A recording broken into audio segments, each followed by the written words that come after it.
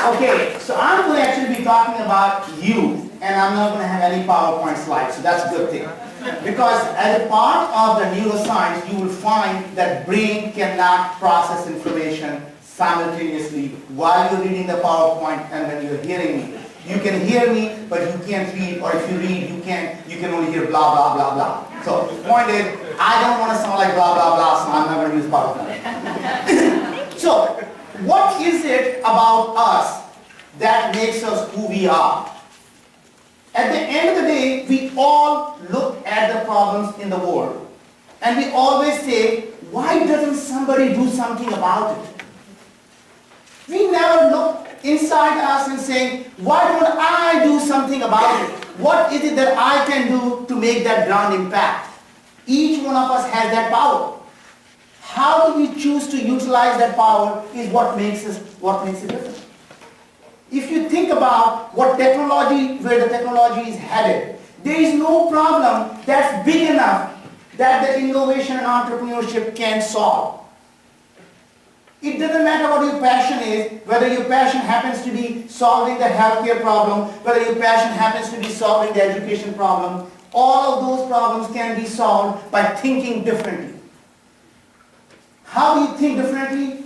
You don't look at the problems as problems, you look at each problem as an opportunity and say, what can I do to solve it? If you want to solve something, you have to think from an entrepreneurial perspective. How does an entrepreneur think? When you see a big problem, they start to see how big is that means there is a big market. You can't create a $1 billion company by solving a $1 million problem. Right? If you want to create a $1 billion company, you've got to solve $10 billion problems. And what are these problems? These are big social problems. So the problem with education or problem with healthcare, let me take a small problem first. Healthcare. It's right? Everybody's saying the government or our government, the richest country in the world, is being brought to its knees because the healthcare costs are going up. There are 1 billion people around the world who don't have access to healthcare. And people say, well, we need to train more doctors, we need to build more hospitals in India and Africa, we need to bring the cost of healthcare down in our country. How do you do that? That seems like a big infrastructure problem.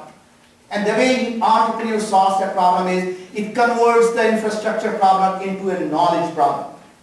It is simply a knowledge that you need to diagnose the diseases. Now you think about it, if you can use a small tablet that has a software with a microfluidic sensors that can be operated by a high school village girl in a village or any nurse in this country to diagnose the diseases better than the board certified physician, not only you bring the healthcare cost down, you spread the healthcare around the world.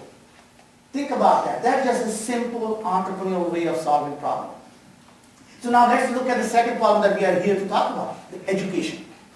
Education system, we all at some point of time said our education system is broken. And each one of us can give at least one reason why it's broken. Our teachers' union is a big problem. It is we don't pay enough money to the teachers. We don't provide the supports to our school system. We don't have enough computers. You know what? None of that is we are going to change. But how we're going to change is by engaging the students. What occurred to me about 2 years ago was, you look at young, bright kids. They can solve the most complex problem in a video game, yet they can't add in the arithmetic. Yet can they solve algebra, but they can solve the toughest complex problems in a video game. So what's lacking here is fundamental engagement. So I started looking at last 2 years, how does brain work? Because if I could figure out how brain works, maybe we can start teaching in a way that actually engages the brain and actually gets people to learn. So I step back and I say, what is the purpose of education? Why do we even want to teach the kids? And we start to say, fundamentally there are 2 reasons why education is important. One is, we want to improve this hardware that we have sitting here. Can we improve the brain's learning capacity? Can we make this thing smarter so that even if we have a not such an optimal way of teaching, it's like running shitty software like Windows on a good hardware, right? If you have a good hardware, even Windows will run okay. So the point was, can we do that? And it turns out, it is really, really easy. What does the brain have, if you start to look at what is the functions the brain needs to be a better hardware? Memory.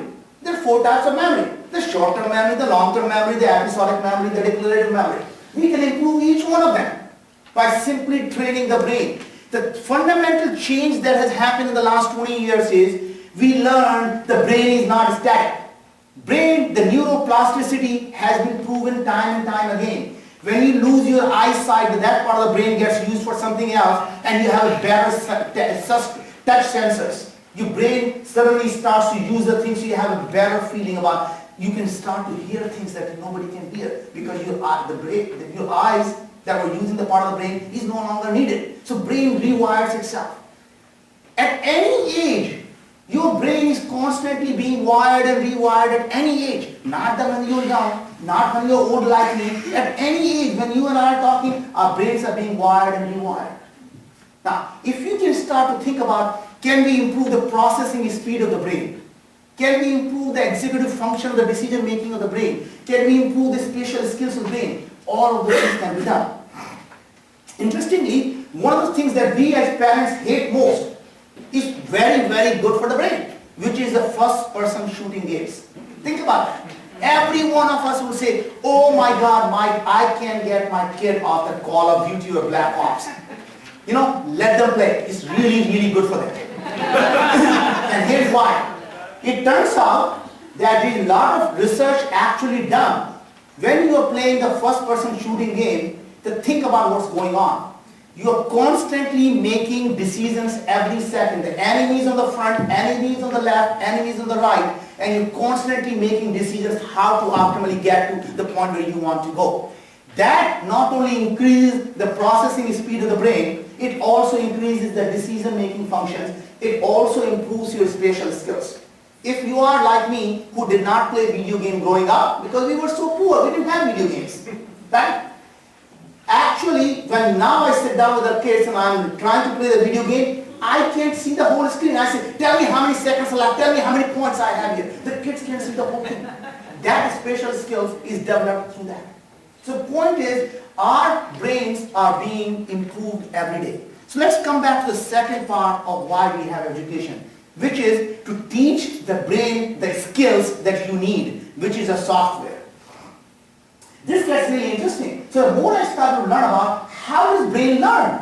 How does brain process information? So we say, at the end of the day, unless few of you believe that we were just dropped by God on earth, we have to assume we evolved. That we are a product of evolution. And the product of evolution means that the brain fundamentally is designed only to optimize 2 things. Survival and procreation. That is what brain does. And everything inside the brain is designed to optimize for those 2 things. Survival perspective, the brain, think about it, we tell our kids to go read a book. It turns out reading is one of the most inefficient way for brain to process information.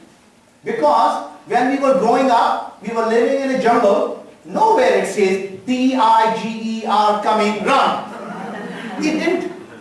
And guess what? Brain is not very good at recognizing that. What brain does really, really well is pattern matching. Even behind the bush, it sees some yellow colors in the dots, it says, get the hell out of there, you're going to get eaten. So it's very good at pattern matching. It's very good at smell, the touch, the senses. So if you can somehow involve more of our senses into teaching, you will find the brain actually will retain more information. If you can create a learning, that experiential learning, because brain is, the way the memory is stored in the brain is not like computer files. You don't have file cabinet. Brain actually uses the image of the experience and uses that image as a recall. And the beauty is every time you recall, you can modify that image and restore it. So that means people based on their previous experiences learn in the future. That means when you go to the class, the reason the kids are having trouble because their experience in the past are very different. When teacher is talking about something, they're listening something different because the brain, their image of the brain, the image of the past experience is different. That means each one of us is going to learn very differently because our experiences of life are very different. Right? So that means we have to come up with an education system that is adaptive to how students learn. There are many ways students learn. Some kids learn experimentally, some people learn logically, some people learn conceptually, some people learn graphically. So how do we adapt education that is adapted to the student? The couple of other very interesting things is, brain is hardwired never to ignore the motion. Because motion meant you have to act or you could get eaten. When I'm talking, you can tune out and start thinking about the best thing in your life. But when I start to move, there's nothing you can do. You have to look because brain is hardwired for that motion.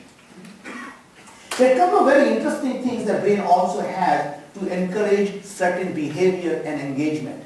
So there are a couple of neurochemicals that are very, very interesting. One is called dopamine and one is called oxytocin. And both of them actually do some interesting things. Dopamine is what makes the kids addictive. And the dopamine is designed in the brain to encourage certain behavior that brain finds is good for survival. So when we were living in the jungle, when you go to a particular place and you find food, the brain releases dopamine and saying, good boy, I feel good now. Second time you go there and you find the food, brain rewards you. The third time, when you start walking in that direction, brain starts rewarding you. Good boy, keep walking, you're going to get good food. Keep walking, keep going. Because brain wants to encourage that behavior. Now, coming back, it turns out that reward system is very interesting. It used to be, people used to think that dopamine gets released when you get the reward. It turns out, dopamine gets released, the biggest dose of dopamine gets released in the anticipation of the reward, not the reward itself. The second dose of dopamine gets released when you take action towards getting the reward and you feel that you're getting close to getting that reward, you get a second dose of dopamine, and the third is when you get the reward. You're all, even though Vivek thinks you're all old people, I think you're very young here. So I'm going to give you an example of how dopamine gets released for young people. You see a nice pretty girl across the room. You look and smile at her. She didn't smile back, your brain shuts down. This is a waste of time.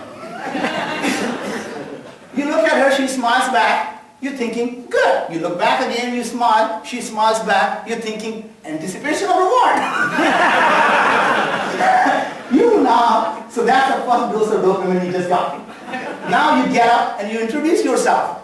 And you're sitting down and you're talking. And if somehow you're not thinking you're making progress towards your reward, you say, you know what, too much work, I'm out of here. Or you say, oh my God, things are going really well here. The brain releases a second dose of dopamine even before you get the reward. So point is, now apply back to education.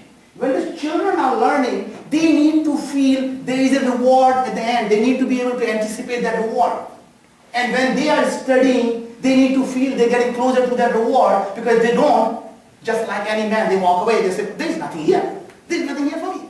Right? So point is, you have to engage the students in a way that makes the education as effective as a private tutor and as addictive as a video game.